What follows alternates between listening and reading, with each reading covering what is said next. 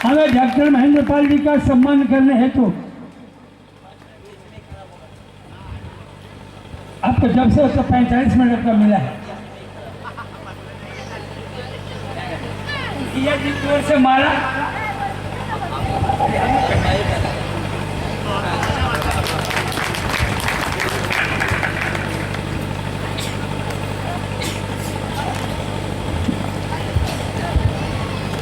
से जल्द से जल्द कार्यालय में आने का कष्ट करें।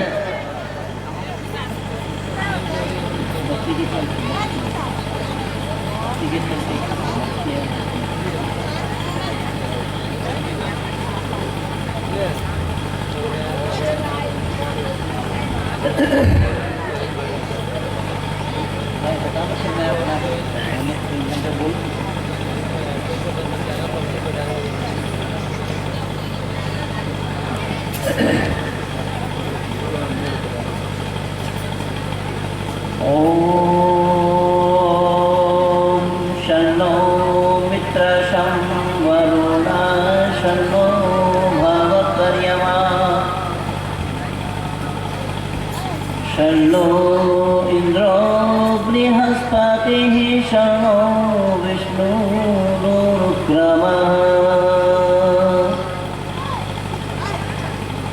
आदर और सम्मान के योग्य आर्य समाज के माननीय प्रधान जी, मंत्री जी तथा समस्त कार्यकर्तागण, चंपारण जिला सभा के माननीय प्रधान जी भाई महादेव प्रसाद जी, जिला सभा के सभी कार्यकर्ता और अधिकारी वर्ग, इस सभा में उपस्थित विभिन्न आर्य समाज से आए हुए सभी आर्य समाज के कार्यकर्ता और अधिकारीगण, मंचासीन विद्वत वरेण्य, सभा में उपस्थित धर्मप्रेमी सज्जन वृंद एवं मान्य मातृशक्ति, मेरे लिए यह आश्चर्य की बात है कि मैं पिछले 1983 से चंपारण जिला का दौरा कर रहा हूँ, और वो भी 1-2 दिन का दौरा नहीं, अपितु कंटिन्यू 2-2, 3-3 महीना रह करके प्रचार किया हूँ। लेकिन मैं पहली बार आपके गांव में आया हूँ। इसका मतलब ये है कि चंपारण जिला में अभी भी बहुत से ऐसे आर्य समाज हैं जहां महेंद्र पाल का कदम नहीं पड़े, और मैं दावा के साथ ये कहता भी हूँ, शायद आप लोगों को विश्वास न हो तो मेरे नेट पे भी दे सकते हैं। मैंने अपने नेट पे भी लिख रखा है कि समग्र भारत का दौरा करके मुझे यह पता चला कि एक बिहार प्रांत है, जिस बिहार प्रांत के एक जिला है जिसको चंपारण जिला के नाम से जाना जाता है, जो 2 भागों में बटा हुआ है, पूर्वी और पश्चिमी। पूर्वी और पश्चिमी चंपारण के नाम से जो जिला है, इस जिला के अंदर में जितने भी आर्य समाज हैं, समग्र भारत भर में उतने आर्य समाज कहीं भी नहीं है। और ये केवल कहने की बात नहीं है जिसका मैं जीते जागता प्रमाण हूँ, इसीलिए मैं अपने वेबसाइट वैदिकज्ञान.in में इस बात को लिखा भी हूँ। कुछ लोगों का ख्याल था अब तक कि पंजाब में ज़्यादा आर्य समाज का प्रचार है। पंजाब के लोगों ने ऋषि देवों को और आर्य समाज को बहुत नज़दीक से जाना, समझा, परखा। वो बिल्कुल ठीक है कि पंजाब के लोग विश्व के आनंद में जहाँ जहाँ गए हैं वहाँ वहाँ उन्होंने आर्य समाज की स्थापना की, चाहे वो भारत में हो या तो और दूसरे कंट्री में हो।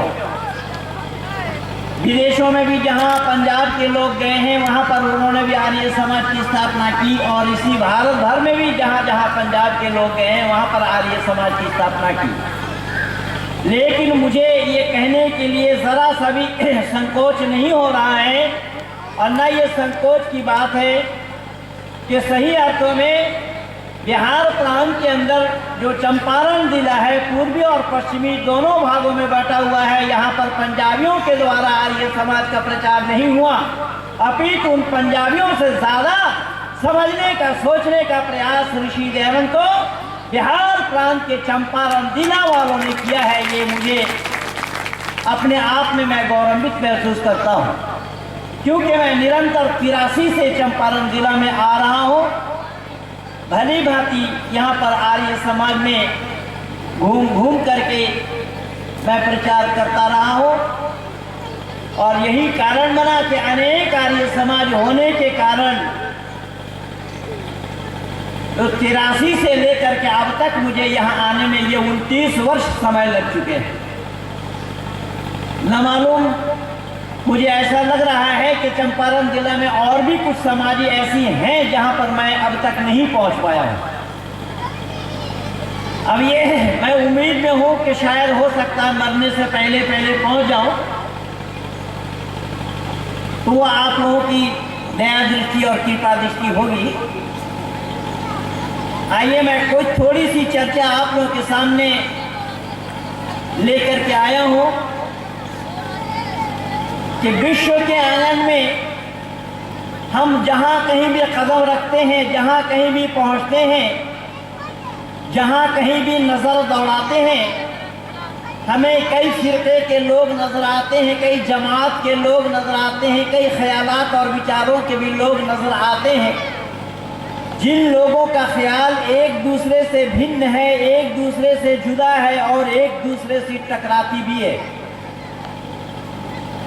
जहाँ तक मैंने देखा मानव समाज में विचारों से टक्कर या विचारों में टक्कर या विचारों में एक दूसरे के साथ मतभेद, वह मतभेद मैंने आकाश और पाताल के नाम से मानव समाज में नहीं देखा।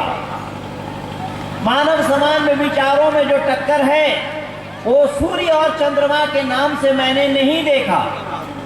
मानव समाज में जो विचारों में टक्कर है वो मानव शरीर में कितने नस नाड़ियां हैं उसे लेकर के भी मैंने नहीं देखा। तो फिर हमने देखा क्या?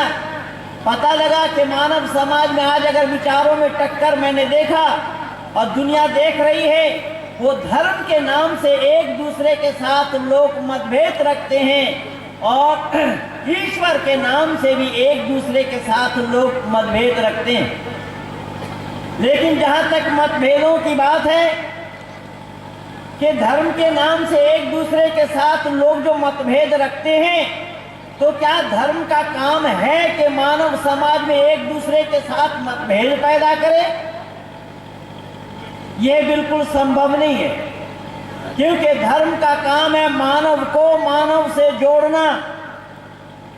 तो आप कहेंगे कि अगर धर्म का काम मानव से मानव को जोड़ना ही है, तो फिर धर्म के नाम से एक दूसरे के साथ मतभेद क्यों है? ये प्रश्न आप लोगों की तरफ से आना बिल्कुल स्वाभाविक होगा। तो मैंने अपने तरफ से उठाया इस सवाल को और समाधान मैं दे रहा हूँ कि मैंने निवेदन किया कि धर्म का काम है मानव को मानव से जोड़ना। तो जहाँ तक धर्म के नाम से एक दूसरे के साथ मतभेद है, उसका मूल कारण ये है कि लोगों ने धर्म क्या है और मजहब क्या है, रिलीजन क्या है, संप्रदाय क्या है, मत क्या है, इसको जानने का प्रयास ही नहीं किया। क्योंकि धर्म का काम है मानव को मानव से जोड़ना और मजहब का काम है मानव से मानव को जुदा करना, अलग करना, मतभेद पैदा करना, मानव को बांटना। तो आप लोग सोचेंगे ये कैसा संभव हुआ? तो आइए, ये केवल कहने की बात नहीं है, मैं कुछ जीते जागता प्रमाण आप लोग के सामने प्रस्तुत कर रहा हूँ। और जो पुराने लोग हैं जो मुझे जानते हैं, तो वो लोग मेरी बीमारी से वाकिफ हैं। मैं एक मरीज आदमी हूँ और मुझे लोगों से पूछने की बीमारी है। तो जो नए लोग हैं जो मेरे संपर्क में आए नहीं अब तक, वो भी ये सोचेंगे कि न मालूम वाकई में ये तो बड़े अच्छे मरीज हैं। खुद इनको बोलना नहीं है, लोगों से पूछते रहते हैं। तो मैं आप लोगों से इसीलिए पूछना चाहूँगा कि मैं आपके प्रांत का रहने वाला नहीं हूँ। और न तो मैं भोज जानता हूँ न मैं पूरी जानता हूँ। इसीलिए जो सरल हिंदी में मैं थोड़ा सा बोलने का प्रयास कर रहा हूँ, मेरी बातों को आप लोग समझ पा रहे हैं या नहीं, इसीलिए मैं पूछना चाहूँगा। बाबू विश्वनाथ जी कह रहे हैं कि समझ पा रहे हैं, भाई आप तो समझेंगे इसलिए कि आपके साथ भी मेरा 29 साल से संपर्क है। परमात्मा की असीम अनुकंपा है कि आपके साथ मेरा बड़ा पुराना संपर्क है। जब से मैं चंपारण आने लगा हूँ उस समय से ही संपर्क आपसे है। भले ही आप नेपाल के बाशिंदा क्यों न हो, तो मैंने निवेदन किया, देखना विचार करके कहाँ तक सही है, कि खास तौर से हम बिहार प्रांत के जो रहने वाले लोगों को देखते हैं, भली भांति बिहार प्रांत वालों को मालूम है गौतम बुद्ध का नाम जरूर आप लोग भी सुने होंगे। सुना है भाई आप लोगों ने गौतम बुद्ध का नाम? गौतम बुद्ध कहाँ के थे? आपके नहीं बोध गया तो वो जाने के बाद ही बोध हुआ था।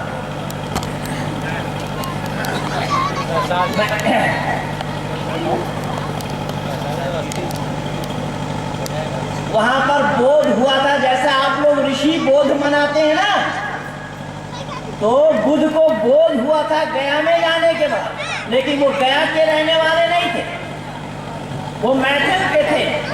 है तो मैंने निवेदन किया कि बिहार प्रांत के लोगों ने भली भांति जाना और उसके नाम से आपने बहुत कुछ बना भी रखा है जो गया के अंदर में। यद्यपि विदेशियों का सहयोग रहा है, लेकिन फिर भी बिहार सरकार का भी उसमें कुछ सहयोग है। तो गौतम बुद्ध को किस नाम से पुकारा है बंधु, आप लोगों ने जरा जल्दी बतलाना। आप लोगों से ही पूछ रहा हूं, पर आप लोगों को मुझसे थोड़ा दूर कर दिया गया। और बहन जी भी शिकायत कर चुकी कि हमें देखने के लिए तो लाइट लगवा दिया, लेकिन आपको देखने के लिए लाइट की व्यवस्था नहीं की हमारे जनरेटर वालों ने। और जनरेटर भी सर पे ऐसा लगाया है कि वो आवाज हमें परेशान कर रही है। आवाज इसको दूर में लगाना चाहिए। इन जनरेटर वालों को भी आवाज नहीं हो पाया कि वो आवाज मंच तक आ सकती है कि नहीं। खैर चलिए, कल सुधार हो जाएगा। मैंने निवेदन किया, गौतम बुद्ध को महात्मा बुद्ध के नाम से लोगों ने पुकारा या नहीं बंधुओं? पुकारा। तो महात्मा किनको कहा जाता है? महान आत्मा को। महान आत्मा को। बहुत अच्छी बात है। तो आत्मा को महान बनाने का कुछ तौर तरीका भी है या नहीं? है। तो आत्मा को महान बनाने का तरीका क्या है? देखिए, बाबू विश्वनाथ जी कह रहे हैं, मैं क्या बताऊं, ये अब तक बहुत दूर पहुंच गए होते आध्यात्मिक जगत में, बहुत समय इन्होंने लगाया। मैं खुद इनको साथ लेकर के गया और तमाम गुरुकुलों में आचार्यों के सानिध्य में रह करके ये लगातार साल भर इन्होंने आध्यात्मिक जगत में पूरा रमना प्रारंभ कर दिया था। लेकिन फिर आ गए हैं उसी कार्य क्षेत्र में। मैं बड़ा शुक्रगुजार हूँ, इन्होंने एक शब्द में ही जवाब दिया है कि महान आत्मा वही होते हैं जिन आत्मा के साथ परमात्मा का संपर्क और संबंध हो। सहमत हैं आप सभी लोग? भाई पीछे वाले भी सहमत हैं मेरी बातों से कि इस आत्मा का सर्वांगीण विकास करते हुए इस आत्मा को जो परमात्मा के साथ जोड़ दे, उस आत्मा का नाम क्या हुआ? महात्मा। लेकिन मैं आप लोगों को विश्वास दिला रहा हूँ, बुद्ध के लिए महात्मा कहना पाप है। दुनिया वालों ने इसको इतना जाना है ना समझने का प्रयास किया है। बुद्ध को महात्मा कहना पाप इसलिए है कि बुद्ध ने परमात्मा को माना ही नहीं और वेद को भी नहीं माना है। मनु महाराज लिखते हैं, नास्तिक को वेद निंदा कहा। जो वेद की निंदा करते हैं वो नास्तिक है। ऐसे एक नास्तिक व्यक्ति को दुनिया वालों ने महात्मा कहा या नहीं, जरा जल्दी बतलाना। तो नास्तिक व्यक्ति को महात्मा कहलाना सच है या झूठ? अब इससे अंदाजा लगा लीजिए कि हम भारतवासी इतने आलसी हैं, इतने प्रमादी हैं, हम भाव में बह जाते हैं। हमने कभी भी सच्चाई को स्वीकार नहीं किया। अगर सच्चाई को स्वीकार करते होते तो आज भारत का नक्शा कुछ और ही होता। भारतवासी, भारत के बहुसंख्यक लोग आलसी हैं, प्रमादी हैं, ये भाव में बह जाते हैं। इन्होंने मुफ्त में ही सब कुछ प्राप्त करना चाहा, यहाँ तक कि ईश्वर पर भी हाथ साफ करना चाहा, जो कभी भी मिलना संभव नहीं है। बस इसी मजबूरी का फायदा उठाया इन्हीं सब गुरु कहलाने वालों ने। क्यों कि कई बार मैं देखता हूं हमारे घराने के लोगों को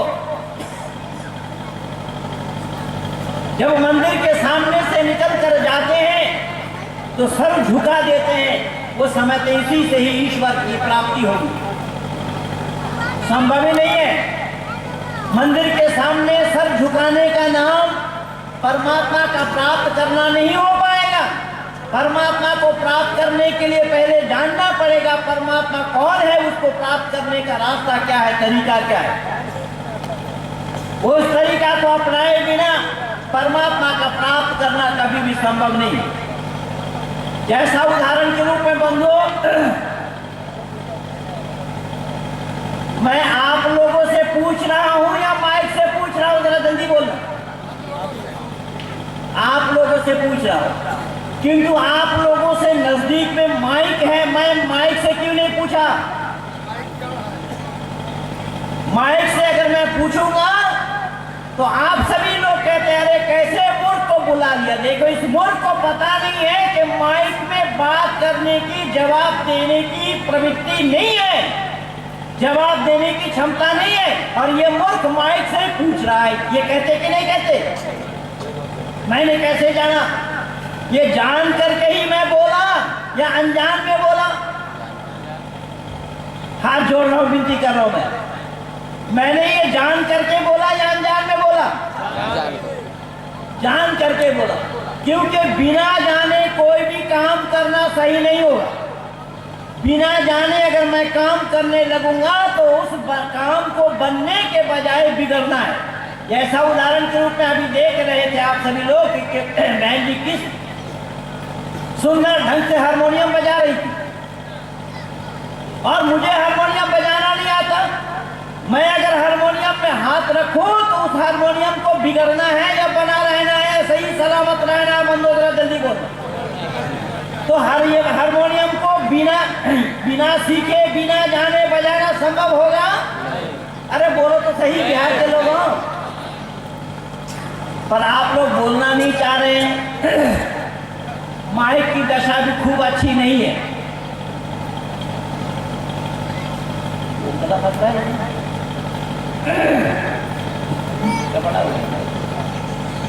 तो मैंने निवेदन किया कि मेरी बातों को अगर समझ रहे होंगे तो बोलने में, जवाब देने में टैक्स नहीं लगेगा, पैसा नहीं लगेगा, जेब में हाथ डालना नहीं पड़ेगा। केवल बुद्धिमत्ता का परिचय देना पड़ेगा कि मेरी बात को आप लोग समझ रहे हैं या नहीं। अगर समझ रहे हैं तो जवाब देना चाहेंगे या नहीं देना चाहेंगे? इसीलिए बार बार मैं पूछ रहा हूं, क्योंकि मैं शमशान में बैठ करके बोल नहीं रहा हूं। अगर आप लोग जवाब नहीं देंगे तो मजबूरी में मुझे कहना पड़ेगा कि मैं शमशान में ही बोल रहा हूं, क्योंकि जब आवाज आना नहीं है, और आवाज कहाँ नहीं आती है? शमशान में ना। तो इसलिए स्थान क्या है? शमशान है या जनसभा है? बहुत सुंदर। देखिए पढ़े लिखे लोगों के साथ बात करने में कितना मजा आता है। तो मैंने निवेदन किया, बिना जाने किसी काम को करना संभव होगा क्या? तो परमात्मा को जानने के लिए, परमात्मा को पाने के लिए परमात्मा का जानना जरूरी होगा या नहीं? तो बिना जाने कोई परमात्मा को पा सकता है क्या?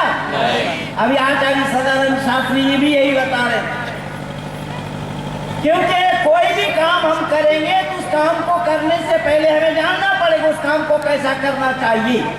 अगर काम को हम करना नहीं जानेंगे तो काम का करना कभी भी संभव बोलिए नहीं होगा। तो अगर मंदिर के सामने में आप सर झुकाते हैं, भले ही आप सर झुका रहे होंगे, लेकिन इसका नाम परमात्मा को पाना नहीं है और ना इससे परमात्मा को पाया जा सकता है और ना ही पाना संभव है।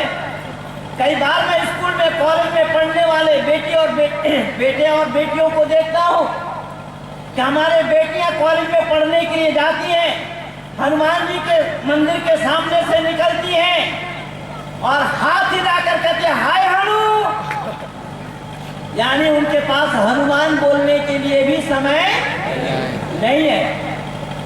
इससे परमात्मा का प्राप्त करना कभी भी संभव नहीं होगा। इसीलिए मैंने निवेदन किया, बुद्ध ने परमात्मा को मानने से इनकार किया, बुद्ध ने परमात्मा को नहीं माना और वेद को भी नहीं माना। मनु महाराज लिखते हैं कि नास्तिक को वेद निंदा कहा, जो वेद को नहीं मानते हैं, जो वेद की निंदा करते हैं वो नास्तिक है। ऐसे एक नास्तिक व्यक्ति को आज विश्व के आंगन में लोगों ने महात्मा की उपाधि दी या नहीं? बंधु जरा जल्दी बोलना, ये सही है या झूठ है? एक नास्तिक व्यक्ति को महात्मा कहना सच है या झूठ?